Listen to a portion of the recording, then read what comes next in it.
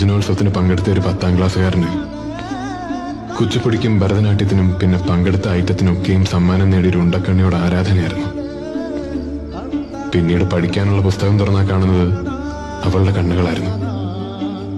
വായനശാലയിലെ റേഡിയോയിലെ പാട്ടുകളൊക്കെയും അവളെക്കുറിച്ചുള്ളതായിരുന്നു. Pre ഡിഗ്രിക്ക് അവള് ചേരുന്ന കോളേജിലേ ചേരൂ എന്ന് അന്നേ തീരുമാനിച്ചതാ. അങ്ങനെ ഇവിടെ എത്തി. അടുത്ത് പരിചയപ്പെട്ടപ്പോ അഹങ്കാരത്തിന്റെ ആൾരൂപം. അടുക്കാതിരിക്കുന്നതാണ് നല്ലതെന്ന് തോന്നി വെറുക്കാനുള്ള കാരണങ്ങളുണ്ടാക്കി.